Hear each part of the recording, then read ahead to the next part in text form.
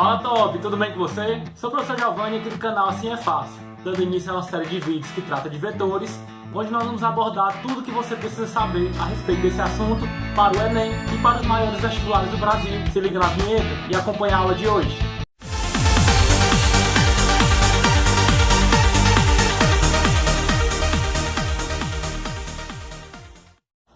Nós vamos agora tratar da segunda operação vetorial, que é a subtração. Para que a gente possa então efetuar a subtração vetorial, nós podemos considerar que ela nada mais é do que a soma do primeiro vetor com o oposto do segundo vetor. Veja então as características da subtração vetorial. Considere dois vetores a seguir, o vetor A e o vetor B. Realizar a subtração A menos B é como somar o vetor A um vetor de mesma intensidade, mesma direção e sentido oposto ao vetor B, ou seja, o vetor oposto ao B. Na realidade, estaremos realizando a adição do vetor A com o vetor oposto ao vetor B. Então veja como é que seria isso na prática. Nós temos os vetores A e B, que nós vamos subtrair, em que primeiramente nós vamos determinar o vetor oposto a ele, o vetor menos B, e nós vamos efetuar a subtração do A com o B, somando o vetor A com o oposto do B. Veja então que nós vamos colocar os dois vetores na mesma origem, o vetor A com o oposto ao B, traçar as retas paralelas da mesma forma que nós vimos na regra do paralelogramo, e da origem dos vetores até o cruzamento das retas traçadas, nós temos aí o que seria o vetor resultante caso a gente estivesse somando. Mas como é uma subtração, nós temos o vetor diferença. Veja agora que ao invés de fazer todo esse artifício de achar o vetor oposto, para do vetor oposto somar o primeiro vetor e daí achar o vetor diferença, que pode até parecer confuso na cabeça de algum aluno, nós podemos aqui efetuar o que nós vamos chamar de método prático.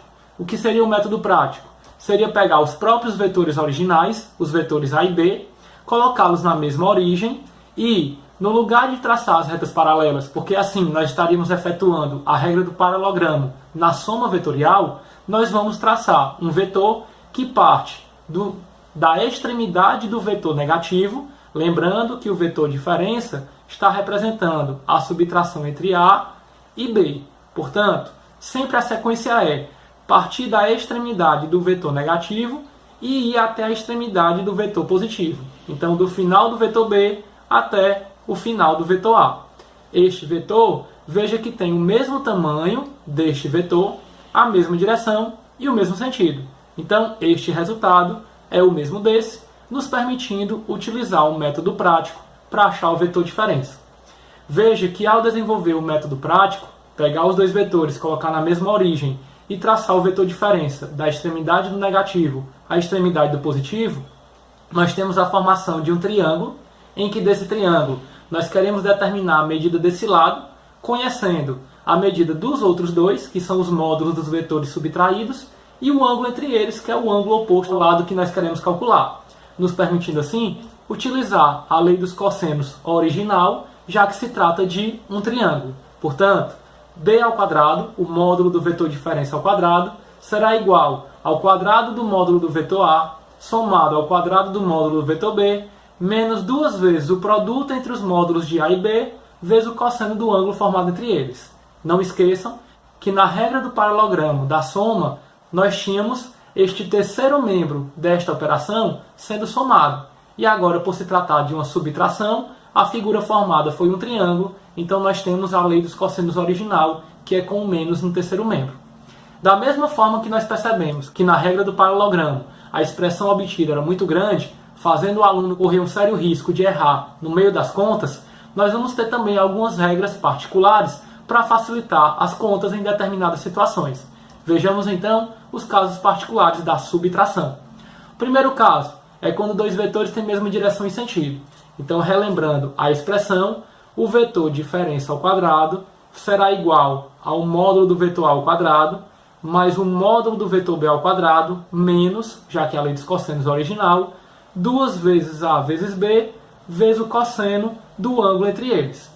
Se o ângulo for zero, o cosseno é 1, com o sinal negativo, este resultado é resultado do produto notável, que fatorado fica D ao quadrado é igual a A menos B ao quadrado. Simplificando os expoentes dos dois membros da igualdade, nós temos que o vetor diferença é simplesmente A menos B. Segundo caso particular, quando o ângulo é de 180. Quando o ângulo é de 180, o cosseno é menos 1, sendo menos 1, menos com menos fica mais, e aí nós temos o resultado do produto notável, que fatorado fica A mais B ao quadrado. Simplificando os expoentes de cada membro da igualdade, nós temos que o vetor diferença é, aluno, acredite, é a soma dos módulos dos dois vetores.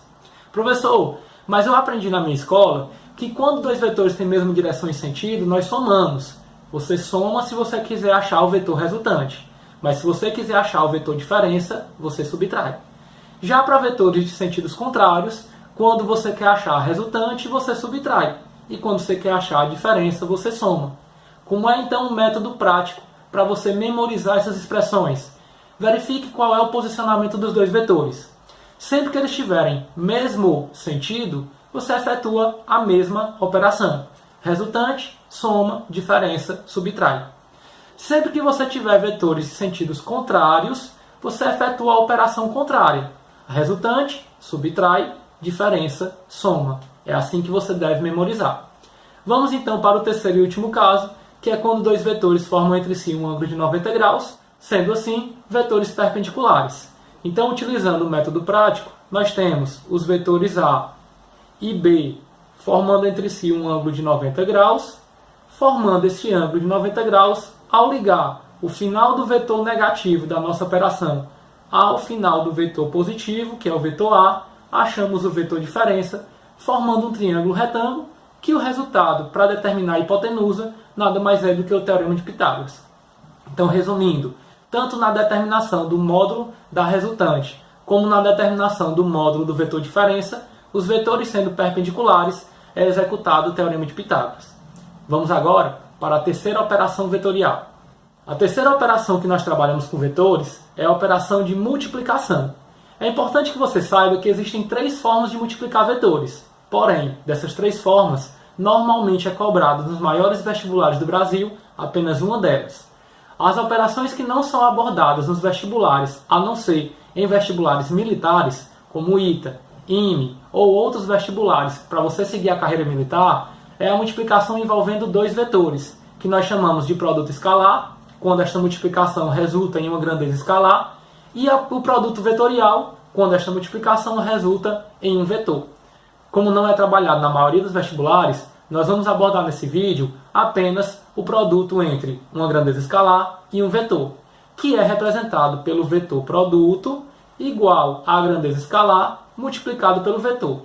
É importante que você saiba que a grandeza escalar, formada apenas pelo módulo, ela vai ter o seu valor pertencente ao conjunto dos números reais, que tem como subconjunto o conjunto dos naturais, o conjunto dos inteiros e o conjunto dos racionais.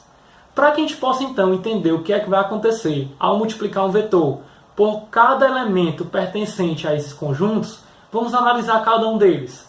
Vamos pegar então inicialmente como exemplo a situação de o número 3, uma grandeza cujo valor é 3, multiplicado pelo vetor V, representando o que nós vamos chamar de vetor produto. Sabendo que este vetor V é representado por este vetor, o que seria o vetor produto? 3 vezes V nada mais é do que o vetor V somado com ele mesmo, somado com ele mesmo. É uma repetição de 3 vezes a soma do próprio vetor.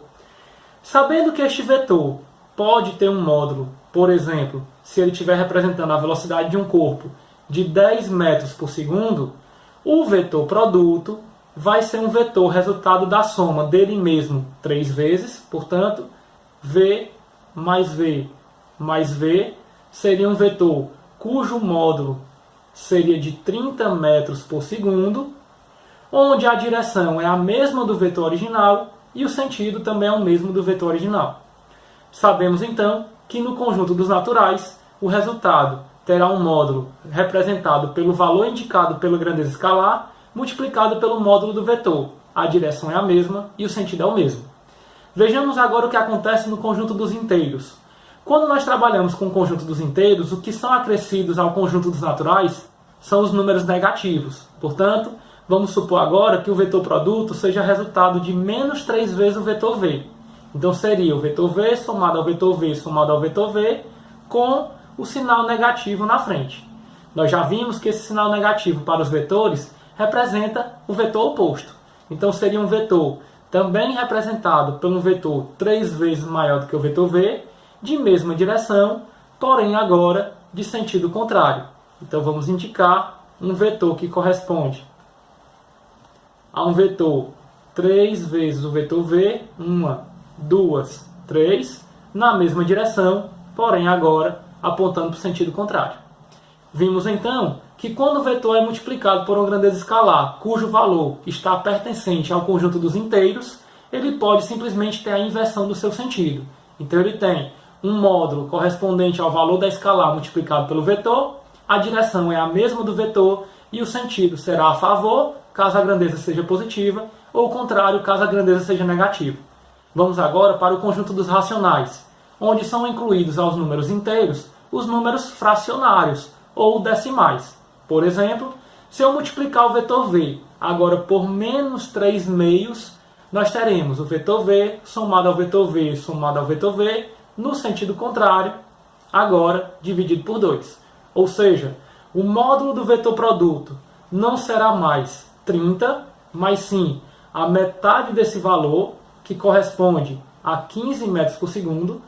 O próprio vetor v terá um tamanho que será a metade do que ele tinha quando ele correspondia ao triplo do vetor v, portanto, é o vetor v mais meio vetor v, e por ele estar multiplicado por um racional negativo, ele terá sentido contrário ao vetor v.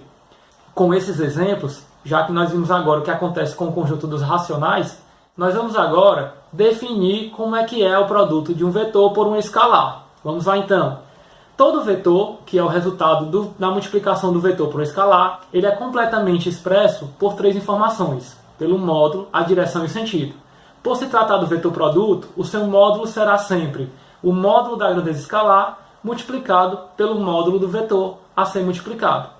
A direção será sempre a mesma do vetor multiplicado e o sentido será o mesmo do vetor multiplicado, caso a grandeza escalar seja positiva, e será oposto ao vetor multiplicado, caso a grandeza escalar seja negativa.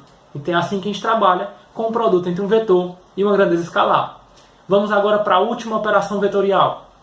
A última operação que nós vamos trabalhar nesse vídeo é a operação da decomposição, que ela também pode ser interpretada como a projeção do vetor nos eixos cartesianos. Portanto, as componentes de um vetor são obtidas por meio da projeção do vetor sobre os eixos do sistema de referência.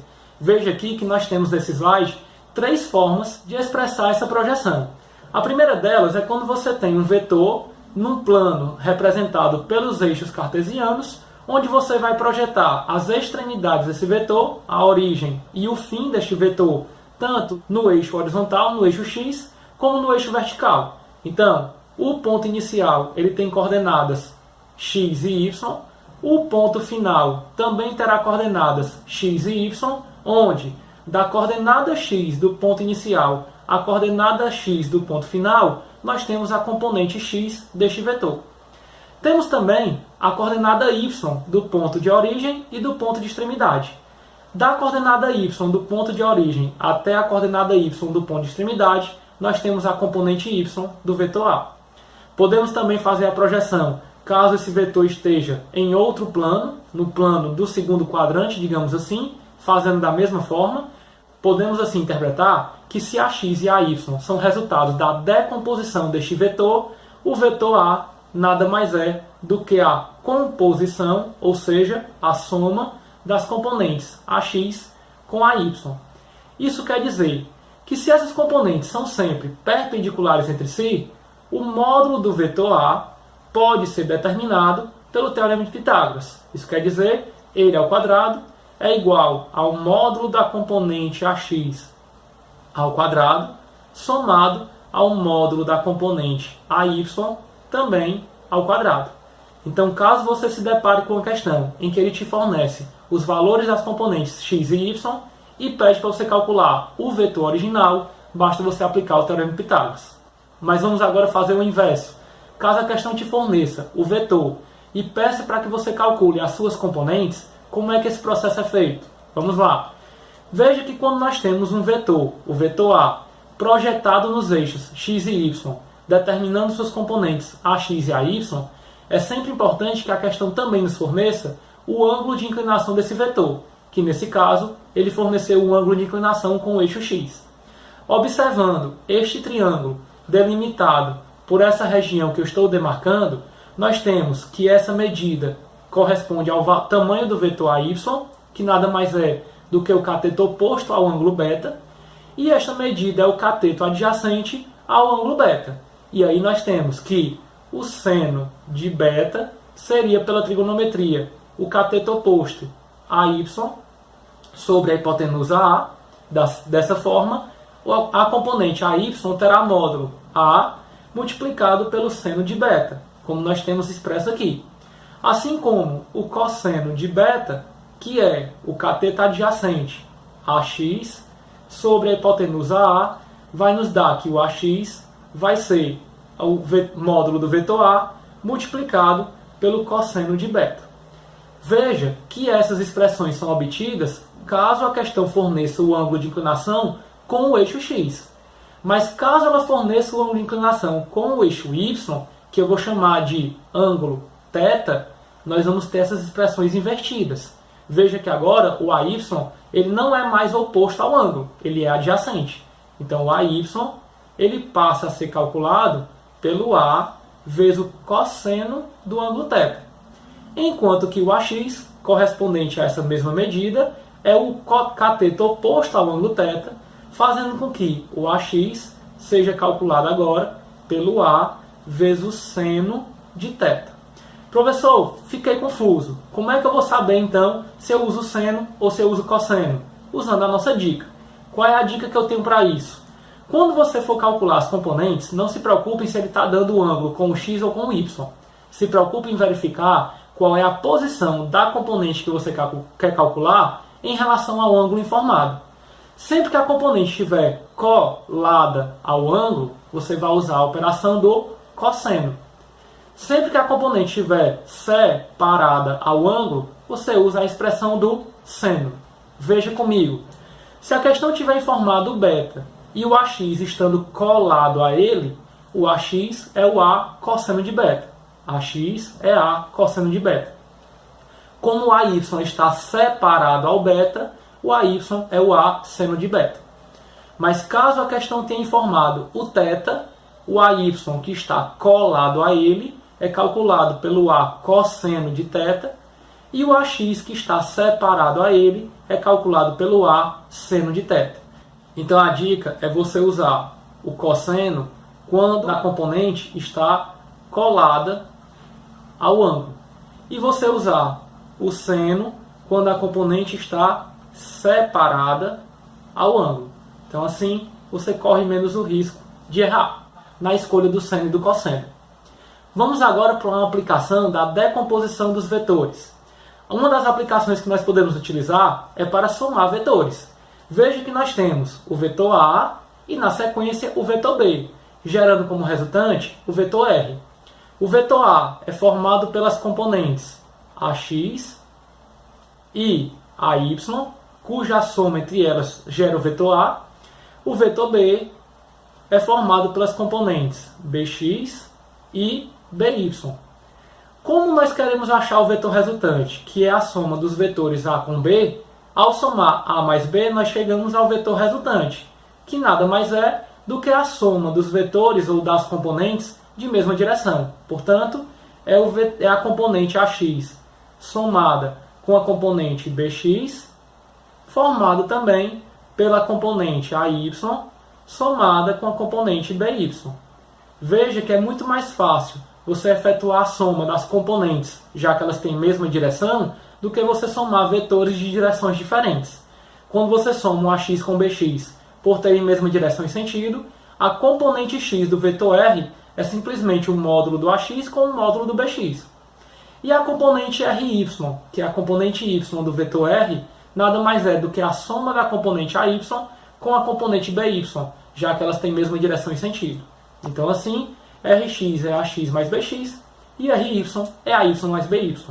De posse da componente Rx e da componente RY, você consegue achar o módulo do vetor R simplesmente aplicando o Teorema de Pitágoras. R ao quadrado é igual o módulo de Rx ao quadrado somado ao módulo de Ry também ao quadrado, ou seja, a aplicação do Teorema de Pitágoras. Vamos agora para uma próxima aplicação da decomposição, que é a utilização dos vetores unitários, também chamados de versores. Veja que os vetores unitários ou versores nada mais são do que vetores. Mas por que eles recebem nomes especiais? Porque eles têm características pré-definidas. Ele tem modo, direção e sentidos determinados. Eles são chamados de vetores unitários por possuírem sempre módulo 1. As direções são as mesmas direções dos eixos cartesianos, portanto, são 3 vetores unitários. O que se encontra no eixo x nós chamaremos de versor i, o que se encontra no eixo y nós chamaremos de versor j, e o que se encontra no eixo z nós chamaremos de versor k. Veja que quando ele aponta no sentido positivo de cada eixo, ele é representado com o sinal positivo. Quando ele aponta no sentido contrário, ele é representado pelo sinal negativo. Como é que nós fazemos uso então dos versores? Vamos lá. Nós temos aqui a decomposição do vetor, nos permitindo calcular o módulo das componentes em cada eixo. Quando você decompõe o vetor A e encontra a componente x, você está determinando quantas unidades de vetor você tem naquele eixo. Assim como quando você determina a componente y, quantas unidades de vetor você tem naquele eixo. Então, ao encontrar o valor de ax e o valor de ay, você tem quantos versores i e quantos versores j formam o vetor A. Vamos para a prática. Nós temos aqui uma malha quadriculada onde nós temos 5 vetores, A, B, C, D e E. Eles podem ser representados por meio de versores, onde você vai ter cada quadradinho indicando uma unidade de vetor. Portanto, o vetor A, por exemplo, ele é composto por 5 unidades de vetor na horizontal e 3 unidades na vertical. A quantidade de vetores na horizontal aponta para a direita e a da vertical para cima. Os dois sentidos são positivos. Então o vetor A pode ser expresso como 5i mais 3j. Já o vetor B, ele tem a mesma quantidade de vetores na horizontal, porém apontando no sentido contrário. Assim, o vetor B, ele escrito na forma de versores, é dado por 5 quadradinhos na horizontal para a esquerda, portanto menos 5i, mais 3 quadradinhos na vertical para cima, mais 3j. Veja o vetor C. O vetor C não possui unidades na horizontal, então ele é formado apenas por unidades na vertical. Se você fosse expressar os versores, o versor i, você multiplicaria esse versor por 0. Não é necessário, então o vetor C, na forma de vetores unitários, é escrito apenas como 6j, já que nós temos ele apontando para cima. O vetor D, 4 quadradinhos na horizontal para a esquerda, menos 4i, e 2 quadradinhos na vertical para baixo, menos 2j, menos 4i, menos 2j. E o vetor E, para finalizar, 2 quadradinhos na horizontal para a direita, positivo, 3 quadradinhos na vertical para baixo, negativo, então a expressão 2i menos 3j. Qual seria uma aplicação prática para os vetores escritos na forma de versores? Se você tivesse que achar a soma desses 5 vetores, ou seja, o vetor A somado ao B com o C, o D e o E, você precisaria fazer o desenho de todos eles, ligar o início da sequência até o final para achar o vetor resultante. Com a utilização dos vetores unitários, isso não é necessário. Você pode simplesmente achar o vetor resultante somando todas as componentes de mesma direção, portanto i com i, j com j, e no final, para achar o módulo, basta fazer o Pitágoras dessas duas medidas. Vejamos. O vetor A, 5i, com o vetor B, menos 5i, dá 0. O vetor C não tem i, mais 0. O vetor D, menos 4i, com o vetor E, 2i, então nós temos o resultado no eixo x de um vetor menos 2i. No eixo y, 3j com 3j dá 6, com 6 dá 12, 12 menos 2, 10, menos 3, mais 7j. Veja que com isso, nós já temos o vetor R completamente expresso, módulo, direção e sentido. Veja que o módulo ele pode ser calculado simplesmente aplicando o Teorema de Pitágoras aos valores correspondentes a cada eixo. Portanto, R ao quadrado é menos 2 ao quadrado, 4, mais 7 ao quadrado, 49. O módulo do R ao quadrado vai ser então 53. Passando o expoente para o outro lado como raiz, o módulo do vetor resultante será a raiz de 53, que como não tem um valor exato, nós podemos expressar desta mesma forma. Então veja como é muito mais simples efetuar uma soma de inúmeros vetores quando expressos na forma de versores do que utilizando o desenho do polígono ou do paralelogramo. Se você curtiu a aula de hoje, não deixe de escrever nos comentários, o Assim é Fácil. Também não deixe de se inscrever no nosso canal, marcar o sininho das notificações, deixar o seu like, compartilhar nossos vídeos com todos os seus amigos. Dicas, dúvidas ou sugestões de próximos vídeos, deixe nos comentários que assim que possível iremos atendê-los. Também não deixe de conhecer o nosso aplicativo, que encontra-se disponível para sistemas Android na Play Store, nos siga nas redes sociais e não perca a resolução das questões desse assunto nos próximos vídeos. Fiquem bem, bons estudos e assim é fácil.